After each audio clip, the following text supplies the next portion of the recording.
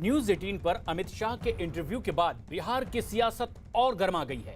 बिहार चुनाव पर न्यूज 18 से खास बातचीत में गृह मंत्री अमित शाह ने दावा किया कि प्रधानमंत्री मोदी की लहर बिहार चुनाव में फायदा मिलेगा और जेडीयू को भी इससे फायदा होगा। अमित शाह के मुताबिक प्रधानमंत्री मोदी की पूरे देश में इस वक्त लहर है और बिहार चुनाव में इससे जेडीयू की भी सीटें बढ़ने वाली है और बिहार चुनाव में परिणाम आने के बाद नीतीश कुमार ही मुख्यमंत्री बनने जा रहे हैं।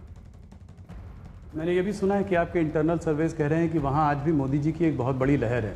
एंटी इनकम्बेंसी जरूर होगा, वो हो जाता है, स्वाभाविक है इतने सालों के बाद, मगर मोदी जी की एक लहर है, वेव है और हो सकता है आपकी सीट आपके पार्टनर से ज़्यादा, नीतीश जी से ज़्यादा सीटें आप लोग लेकर आए। भैया, मोदी जी की लहर सिर्फ बिहार में नहीं है जी, देश भर में है, बिहार में भी है और स्वाभाविक रूप से उसका फायदा सिर्फ हमें नहीं होता है, जदयू को भी होगा, क्योंकि जदयू हमारा साथी है, हम साथ में चुनाव लड़ रहे हैं। तो मोदी जी की लहर से सिर्फ बीजेपी की सीटें बढ़ेगी ऐसा नहीं होगा, जदयू की इतनी ही सीटें बढ़ेगी जितनी बीजेपी की बढ़ेगी। हम लगभग बराबर सीटें लड़ रहे हैं, एक सीट जदयू हमसे ज़्यादा लड़ रहा है, बराबर सीटें लड़ रहे हैं। और मैं अभी भी कहता हूं कि आप कितना भी जवाब ढूंढने का प्रयास करिए, बिहार के अगले मुख्यमंत्री नीतीश कुमार जी। बिहार विधानसभा में विपक्ष के नेता तेजस्वी यादव ने अमित शाह के बयान पर कहा कि जमीनी हकीकत इसके उलट है। तेजस्वी यादव ने तो यहां तक कह दिया कि अब एनडीए के जाने का वक्त है।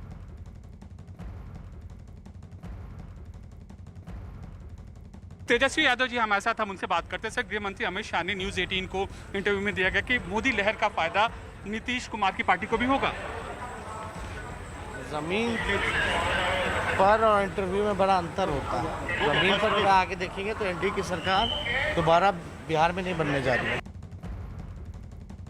तो क्योंकि चुनाव है, अपने अपने दावे प्रतिदावे हैं, लेकिन जमीनी हकीकत क्या है? हमारे सहयोगी अमित पांडे पटना में मौजूद हैं, गया में हमारे सहयोगी नीरज मौजूद हैं, वरिष्ठ पत्रकार शेष नारायण सिंह जी लगातार हमारे साथ बने हुए हैं। शेष जी, अगर ये बात तेजस्वी की ओर से कही जा रही है कि आकलन गलत है अमित शाह का, ये तो एनडीए के जाने का वक्त है, अगर देखें विपक्ष के नेता के तौर पर कितना विश्वास इस बात में उनके झलकते दिखाई दे रहा है या महज विरोध के लिए यह बयान? नहीं, विश्वास नहीं दिखाएगा तो उनके लोगों को कैसे उन पर विश्वास होगा? ये चुनाव पे ये विश्वास तो दिखाया ही जाता है।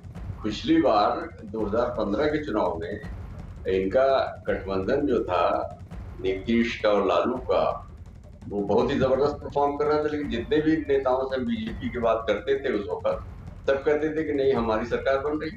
तो अपोजिशन का तो ये धर्म है। अभी जाने तो 2019 में अपोजिशन की सरकार बना रहे थे, लोग दावे कर रहे थे। तो जो चुनाव मैदान में है वो तो जो दावे करेगा उसको आपको उसके फेस वैल्यू पे लेना पड़ेगा, लेकिन उसकी हकीकत जानने के लिए आपको सच्चाई देखनी पड़ेगी। तो वो उनका किसी भी लीडर का ये क्लेम करना कि हमारी सरकार बन रही है, मेरा ख्याल है डेमोक्रेसी में लेजिटिमेट रिक्वायरमेंट है, वो दिक्कत नहीं है।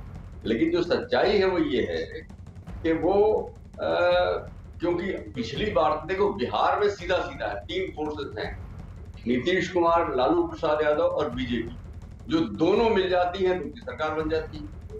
तो पिछली बार दोनों मिल गए, उधर सरकार बन गई। अब इधर ये दोनों मिल रहे हैं, इधर सरकार बनने की संभावना बढ़ रही है। और अब बीजेपी उसमें चिराग पासवान का फैक्टर जो है वो है, लेकिन बीजेपी ने नीतीश को रीअश्योर कर दिया है और पूरे बिहार को रीअश्योर कर दिया है कि अगर हमारी सीटें ज्यादा भी आती हैं, अमित शाह ने अपने इंटरव्यू में बार कहा, तो हम तो इन्हीं को बनाएंगे।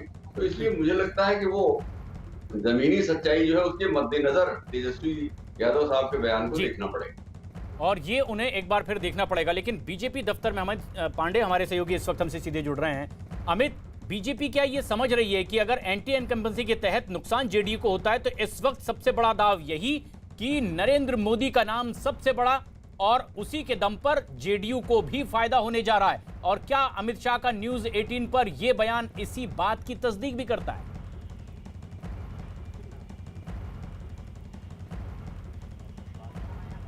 जी बिल्कुल, यहाँ पर जिस तरीके से अमित शाह ने बोला है न्यूज़ 18 इंडिया पर, और उसके बाद ये साफ कर दिया है कि पीएम मोदी ही इस पूरे के पूरे चुनाव प्रचार का चेहरा होंगे और उन्हीं के जो नीतियां हैं, मोदी सरकार की नीतियां हैं, उनके काम हैं, उसका फ़ायदा बीजेपी को तो मिलेगा ही साथ जेडीयू को भी मिलेगा। ये इस बात की ओर भी इशारा कर रहा है कि जेडीयू को भी उतनी ही ज़रूरत है बीजेपी की जितनी बीजेपी को जेडीयू की ज़रूरत है। और साथ ही बीजेपी ने ये भी साफ कर दिया कि अगर सीएम का चेहरा नीतीश होंगे, एनडीए पार्टी होगी, एनडीए गठबंधन होगा, नीतीश सीएम का चेहरा होंगे और काम होगा पीएम मोदी का। ये 3 स्तर पर रणनीति है जिसके आधार पर बीजेपी के आला नेता, बीजेपी के कार्यकर्ता प्रचार करेंगे और जनता के बीच अपनी बात पहुंचाएंगे।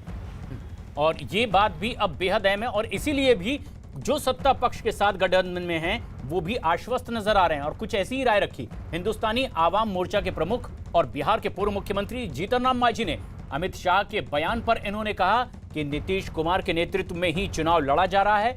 मांझी के मुताबिक एनडीए में कोई दुविधा नहीं है और चिराग पासवान मोदी का नाम लेकर भ्रम फैलाने की इस वक्त कोशिश कर रहे हैं। जीतन राम मांझी इस वक्त हमारे साथ हैं अमित शाह के इंटरव्यू पे बातचीत करने के लिए। अमित शाह ने न्यूज़ 18 से खास बातचीत में कहा कि मोदी लहर है जिसका फायदा बीजेपी और जेडीयू को भी बिहार चुनाव में होगा और नीतीश से उनके नेता होंगे एनडीए के। अभी के संदर्भ में अमित शाह जी ने ये बात कही है तो ये उनका बड़प्पन है। गठबंधन धर्म का यही माने है कि हर किसी प्रकार की कोई बात हो, शंका की बात हो, उसको स्पष्ट करना चाहिए। वैसे आज नई बात नहीं है, महीनों पूर्व भी नरेंद्र मोदी जी, अमित शाह जी तक बोले, यहाँ गया में आकर के जेपी नड्डा भी बोले कि साहब हमारा अगला मुख्यमंत्री बिहार का नीतीश कुमार होंगे, उन्हीं के नेतृत्व में हम लोग रहेंगे। क्योंकि बिहार और दिल्ली दोनों मिल करके बिहार को ज़्यादा आगे बढ़ाया है हर क्षेत्र में, इसलिए हर हालत में हम लोग, यहाँ तक उन्होंने कहा कि भाई सीट अगर हमको ज़्यादा भी आ जाए जी, उन्होंने बनिस्बत की जेडीयू के, तो भी वो जेडीयू का सीएम होंगे, हम उनको सीएम बनाएंगे। तो चेहरा नीतीश कुमार हैं, ये पहले से भी आप लोगों ने तय कर रखा है, लेकिन एलजेपी की तरफ से कन्फ्यूजन हुआ है।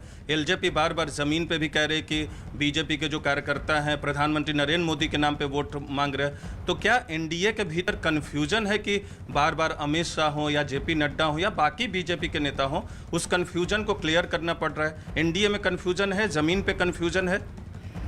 ज़मीन पर कोई कन्फ्यूजन नहीं है। ये चिराग साहब का राजनीतिक कहिए कि अपरिपक्वता है, या ये कहिए कि इससे साबित होता है कि वो समझ रहे हैं कि हमारे ज़मीन में, धरती में कुछ नहीं बचा है, अब हम गिरने वाले हैं, सपोर्ट होने वाले हैं। गृहमंत्री अमित शाह के न्यूज़ 18 को दिए गए इंटरव्यू पर बिहार बीजेपी अध्यक्ष संजय जायसवाल ने भी कहा है कि मोदी लहर का समर्थन बिहार में हर जगह देखने को मिल रहा है। जायसवाल जी हमारे साथ, हम उनसे बात करते हैं। सर, गृह मंत्री अमित शाह ने कहा है न्यूज़ 18 इंडिया से कि मोदी लहर का फायदा जेडीयू को भी होगा। किस तरीके से आप देखते हैं यहाँ पर बिहार के पूरे गरीबों को झोपड़ी की चिंता अगर किसी ने की है तो मोदी जी ने की है। हम लोगों ने भी नहीं सोचा था कि बिहार के हर गरीब के घर में बिजली होगा, गैस होगा, शौचालय होगा, और प्रधानमंत्री मोदी जी ने जो कुछ भी एक गरीब की झोपड़ी में किया है वह सारा कार्य बिहार की जनता माननीय मोदी जी को और माननीय नीतीश जी को वापस करेगी इस चुनाव। लेकिन सर, चिराग तो अलग लड़ रहे हैं, ऐसे में एनडीए किस तरीके से जनता को अपनी बातें समझा पाएगा?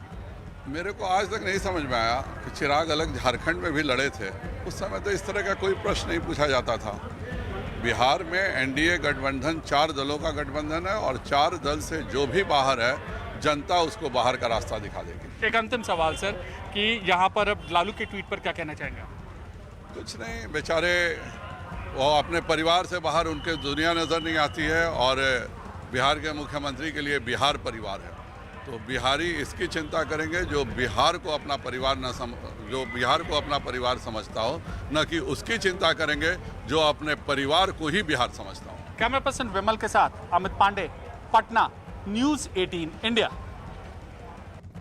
शेष नारायण जी वरिष्ठ पत्रकार लगातार हमारे साथ बने हुए हैं। शेष जी, दरअसल क्या ये बात अब बीजेपी भी महसूस कर रही है कि ये वक्त है जबकि जेडीयू को भी एहसास कराया जाए कि अगर एंटी इनकम्बेंसी का नुकसान उन्हें हुआ तो नरेंद्र मोदी के नाम से ही नैया पार लग सकती है, और यही दावा अमित शाह कर रहे हैं न्यूज़ 18 इंडिया पर? हाँ, तो अमित शाह का दावा लेजिटिमेट है, क्योंकि नरेंद्र मोदी की पॉपुलैरिटी जो है पॉपुलरिटी के जो कारण है, अब वो उसकी डिटेल में जाने की जरूरत नहीं है, लेकिन कोरोना की वैक्सीन के फ्रंट पे जिस तरह से वो आगे बढ़ रहे हैं और पूरी दुनिया में इकॉनमी ध्वस्त हुई है, लेकिन यहाँ भी अर्थव्यवस्था का असर पड़ा है, लेकिन वो चल रहा है।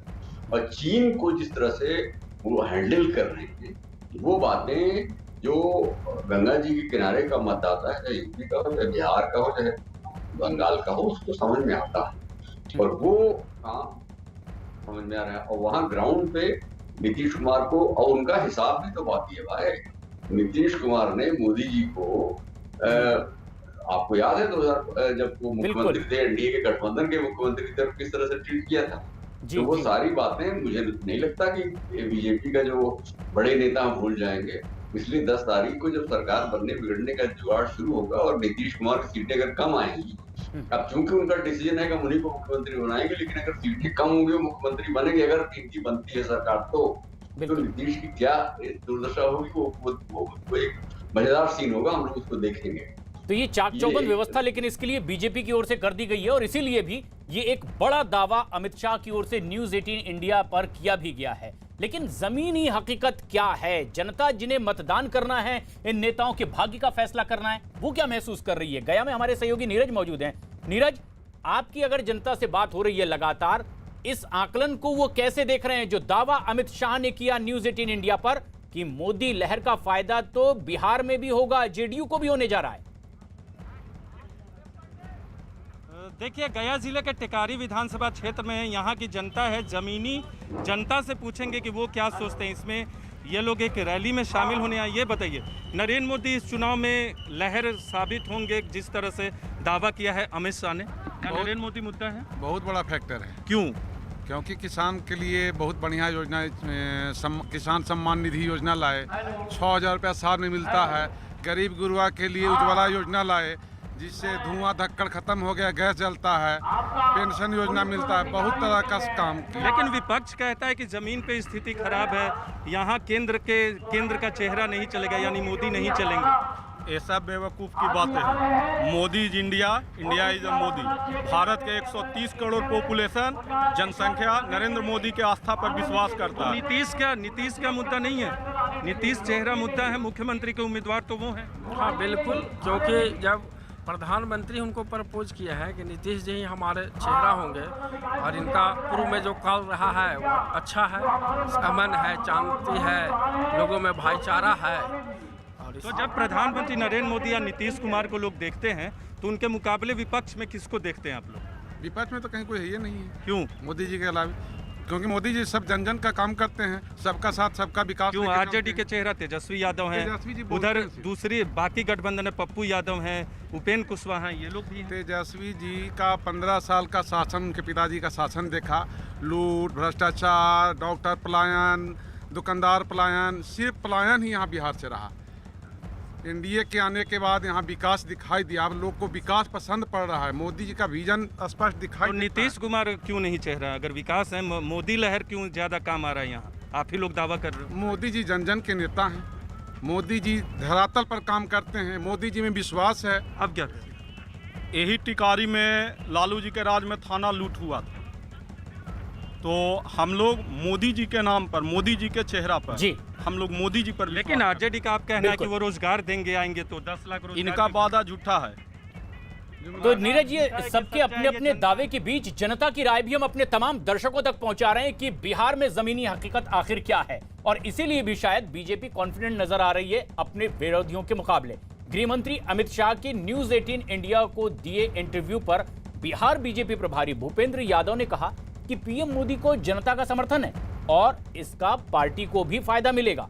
भूपेंद्र यादव का दावा है कि जो भी उनके गठबंधन का हिस्सा है उसका जनता समर्थन करेगी और चुनाव के नतीजों से ये बिल्कुल साफ हो जाएगा, नीतीश एक बार फिर मुख्यमंत्री बनेंगे। हमारे साथ भूपेंद्र यादव जी मौजूद हैं, हम उनसे बात करते हैं। सर, जिस तरीके से पीएम मोदी के बारे में गृह मंत्री अमित शाह ने कहा है न्यूज़ 18 को दिए गए इंटरव्यू में कि मोदी लहर पूरे देश में चल रही है और इसका फायदा जेडीयू को भी होगा, बीजेपी को तो होगा ही। निश्चित रूप से, क्योंकि प्रधानमंत्री नरेंद्र मोदी जी का जो नेतृत्व है और उसमें भारत जिस तरीके से आगे बढ़ा है, कोविड-19 की परिस्थितियों में जिस तरीके से भारत ने लड़ाई लड़ी है और देश में एक लंबे समय से गरीब कल्याणकारी योजनाओं पे जो कार्य हुआ है उसके कारण मोदी जी के सर्वमान्य नेतृत्व का लाभ सभी को मिलने वाला है। सर, आप बिहार के प्रभारी भी रहे हैं और रणनीति बनाते रहे हैं। जेडीयू किस तरीके से बेनिफिट करेगा पीएम मोदी के कैंपेन के और आप लोग की रणनीति के को मिलाकर?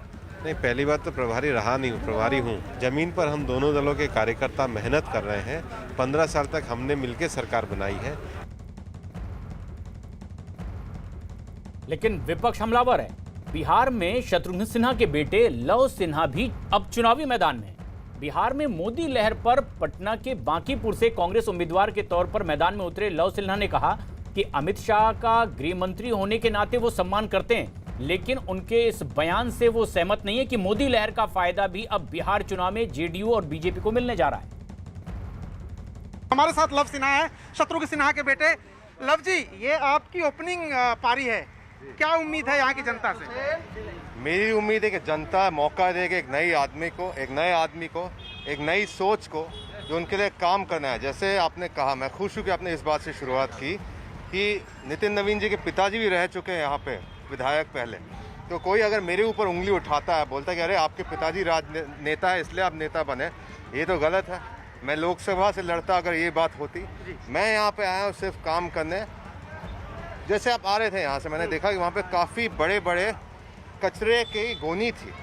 तो ये मतलब मैं सोचता क्यों इसको नहीं किसी ने सुधारा अभी तक। 15 साल में अगर यही हाल है तो ये कब तक चलता रहेगा। मैं आया हूँ सिर्फ लोगों के लिए, मेरा कोई स्वार्थी कारण नहीं है। बस मैं आया हूँ और आशा करता हूँ कि सब लोग मेरा समर्थन देंगे मुझे और सहयोग देंगे। अच्छा, अभी अमित शाह ने नेटवर्क 18 को इंटरव्यू दिया। देश के गृह मंत्री हैं, बड़े नेता हैं, वो कह रहे हैं कि लहर चल रही नीतीश कुमार की। ठीक है, तो अगर अमित शाह जी ये कहते हैं तो उनका हक है, उनको जो कहना है कहने दीजिए। हम आए सिर्फ मेहनत करने ना। सामने वाले विपक्षी दल वाला कहेगा जो उनको करना है, वो मेरे गृह मंत्री है, उनका मतलब उनका सम्मान करता हूँ। तो उनकी हर बात से मैं तो सहमत नहीं होने वाला। मेरा मानना है कि पब्लिक भी यहाँ पे बदलाव चाहती है, परिवर्तन लाना होगा, वो हम ही लाएंगे, मेरे जैसे लोग। परिवर्तन लाना होगा और हम लाएंगे, ये दावा है शत्रुघ्न सिन्हा के बेटे का, जो अब कांग्रेस उम्मीदवार के तौर पर मैदान में है पटना के बांकीपुर से। अमित पांडे हमारे सहयोगी लगातार हमारे साथ बने हुए हैं। अमित, आप पटना में देख रहे हैं कि जनता आखिर किस तरह से महसूस कर रही है इन दावों को लेकर के। क्या हकीकत आपको दिखाई दे रही है अगर अमित शाह ने एक बड़ा बयान दिया और सियासी हलकों में अब इस पर चर्चा तेज हो गई? जी बिल्कुल, यहाँ पर विपक्ष आरोप लगा रहा है कि ज़मीनी हकीकत दूसरी है और कमोवेश 2015 का ही जो चुनावी माहौल था वही विपक्ष ही उम्मीद कर रहा है कि दोहराया जाएगा। जबकि जहाँ पर सत्ता पक्ष का सवाल है, उनके पास तमाम चेहरे हैं, पीएम मोदी है, गृह मंत्री अमित शाह हैं, नीतीश कुमार हैं। तो एक तरफ इनके पास चेहरों की भरमार है और सरकार की नीतियां हैं, घोषणाएं हैं, वहीं विपक्ष के पास राष्ट्रीय स्तर पर एक बड़ा नेता नहीं है। और कमोवेश यही हम चुनाव में देखेंगे। जब भी रैलियाँ होंगी तो सत्ता पक्ष इसी बात को हाईलाइट करेगा कि हमारे पास नेतृत्व है, हमने काम को अंजाम दिया है और हम एक के बाद एक सरकार रिपीट करते आए हैं। और विपक्ष के इन आरोपों को जवाब देना एक बहुत बड़ी यहाँ पर चुनौती होगी। और एक इसी तरीके जैसे 2015 में 15 के चुनाव नतीजे आए थे, इसी करिश्मे की उम्मीद यहाँ पर विपक्ष कर रहा है। जी। लेकिन बिहार चुनाव से जुड़ा हर अपडेट, हर खबर देखिए news18india.com पर। हमारे साथ लगातार हमारे सहयोगी जो बिहार के अलग अलग विधानसभा क्षेत्रों में मौजूद हैं, साथ ही वरिष्ठ पत्रकार शेष नारायण सिंह जी भी मौजूद हैं। शेष जी, क्या ये माना जाए कि नेटवर्क 18 पर अमित शाह का जो बड़ा बयान और दावा कि नरेंद्र मोदी के नाम का बड़ा फायदा इस बार मिलने जा रहा है, बीजेपी को ही नहीं जेडीयू को भी, सहयोगी दलों को, क्या एक परसेप्शन बदला है नरेंद्र मोदी ने राष्ट्रीय पटल पर आने के बाद कि विधानसभा चुनाव जो स्थानीय मुद्दों पर लड़ा जाता है, लेकिन अब प्रधानमंत्री के नाम का भी उसमें दखल होगा?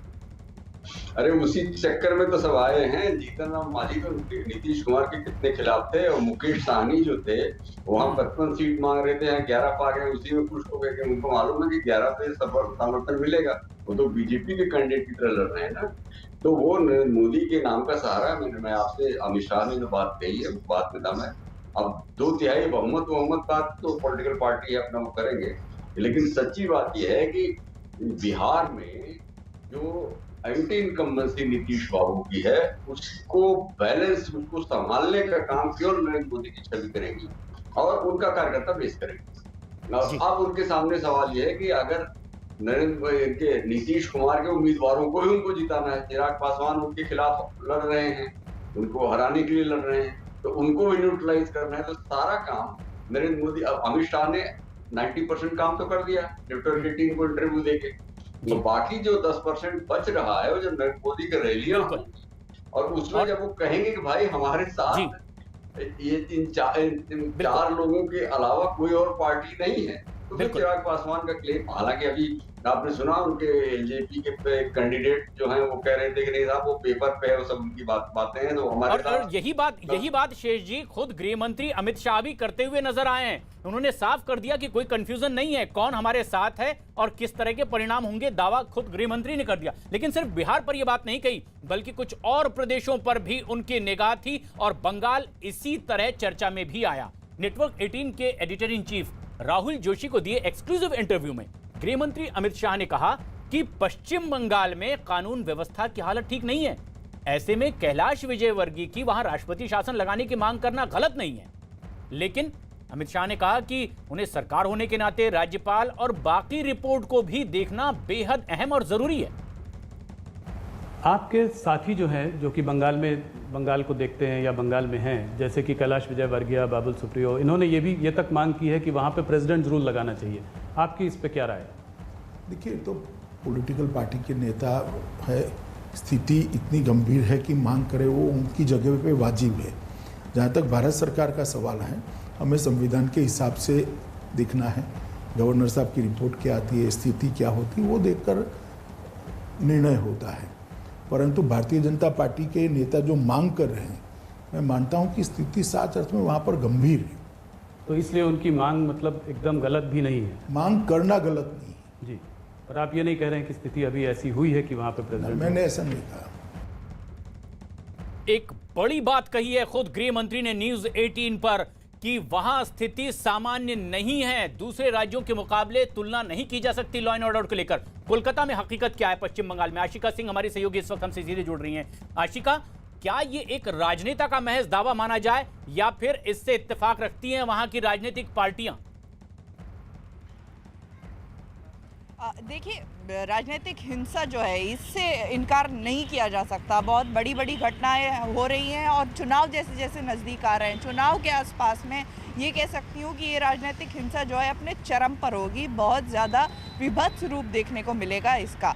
दोनों ही पार्टियां इसके लिए जिम्मेदार हैं। टीएमसी लगातार बीजेपी पर आरोप लगा रही है, बीजेपी लगातार राज्यपाल के पास जा रही है, मदद मांग रही है। राज्यपाल लगातार राज्य सरकार को फटकार लगा रहे हैं। जब राज्य सरकार से पूछा जाता है तो उंगली दिखाते हैं यूपी की तरफ, उन स्टेट्स की तरफ जहां पर भाजपा की सरकार है।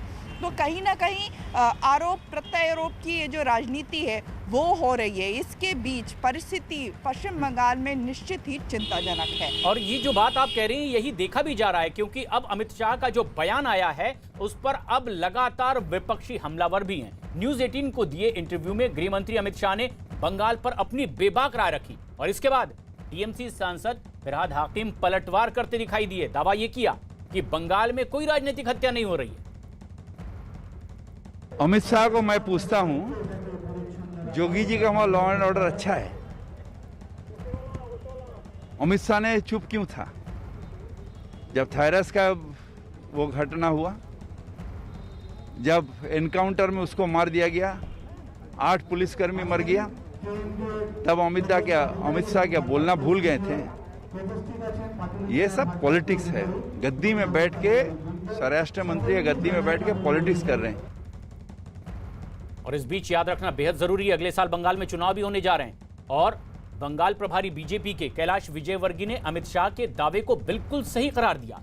उन्होंने दावा किया कि जिस प्रकार नौकरशाही और अपराधियों से गठबंधन है वो बंगाल में बहुत खतरनाक रूप ले चुका है। मैं समझता हूं गवर्नर ने भी अनेक बार पश्चिम बंगाल के लॉ एंड ऑर्डर के ऊपर चिंता व्यक्त की है और जिस प्रकार हत्याएं हो रही है, जिस प्रकार हत्या को आत्महत्या में बदला जा रहा है, जिस प्रकार राजनीति का अपराधीकरण हुआ, वहाँ तक तो ठीक है, पर नौकरशाही का अपराधियों से जो गठबंधन है वो बहुत खतरनाक है। और मुझे लगता है कि यदि निष्पक्ष चुनाव इस प्रदेश में करवाना है तो राष्ट्रपति शासन आवश्यक है। और बेहद गंभीर आरोप कैलाश विजयवर्गीय ने भी लगा दिए और गृह मंत्री ने कह दिया कि सिरे से खारिज नहीं किया जा सकता। राजनेता के तौर पर उनकी मांग वाजिब हो सकती है, लेकिन उन्हें तमाम रिपोर्ट्स भी देखनी होती है, पुष्टि करनी होती है। दिल्ली में हमारे सहयोगी विक्रांत यादव हमसे सीधे जुड़े हुए हैं। विक्रांत, जहां से फैसले होने हैं, जिस तरह की मांग राष्ट्रपति शासन की होती है बीजेपी नेता की ओर से, जो प्रभारी हैं खुद बंगाल के, क्या सरकार की ओर से संकेत देखे जाएं, माने जाएं? देखिए, सरकार का जो संकेत है वो गृह मंत्री के जो बयान था इंटरव्यू के दौरान उसमें साफ दिखाई दे रहा है। इस समय प्रशांत, मैं आपको एक और बड़ी खबर दूं कि राज्यपाल ने ममता बनर्जी मुख्यमंत्री को एक चिट्ठी लिखी है जिसमें ये कहा है, कल ये चिट्ठी लिखी गई है जिसमें ममता बनर्जी को ये कहा गया है कि आपने जो शपथ ली थी पद पर बैठने की उसको थोड़ा ध्यान रखिए और लोकतांत्रिक मूल्यों की अवधारणा को स्थापित रखने के लिए कानून व्यवस्था को बनाए रखने की दिशा में कदम उठाइए। साथ साथ उन्होंने ये भी कहा है कि पुलिस और प्रशासन ये न्यूट्रल तरीके से, निष्पक्ष तरीके से काम करें, इस तरीके की व्यवस्था होनी चाहिए। यानी कहीं ना कहीं जो एक बात की जा रही है कि बंगाल को लेकर के बात सिर्फ कानून व्यवस्था की नहीं है, बल्कि उससे आगे की बात है कि जो संवैधानिक मूल्य हैं, जो संवैधानिक परंपराएं हैं, क्या उनका निर्वहन हो रहा है, क्या वो ठीक तरीके से चल पा रही है। विक्रांत, और ये एक बड़ी खबर आप दे रहे हैं कि ये खुद राज्यपाल ने चिट्ठी लिखकर मांग कर ली है कि ये कानून व्यवस्था को लेकर चिंता करें और व्यवस्था सामान बने। ये इस वक्त की एक बेहद अहम खबर भी है इसी मसले को लेकर, जिस पर लगातार बीजेपी की ओर से राय भी आ रही थी। गृह मंत्री ने साफ कर दिया कि राज्यपाल की रिपोर्ट भी उन्हें देखनी होती है। अब चिट्ठी लिख दी है उन्होंने सीएम ममता बनर्जी को कि कानून व्यवस्था को देखें, जिस बात की उन्होंने शपथ ली थी क्या वो उसी के मुताबिक वहां शासन कर रही है। लेकिन अब बात एक और खास खबर की, क्योंकि अब आपके लिए खुशियों का दरवाजा खुल चुका है। अमेज़न का ग्रेट इंडियन फेस्टिवल शुरू हो चुका है। बड़ी डील शानदार ब्रांड के साथ कीजिए ढेर सारी शॉपिंग।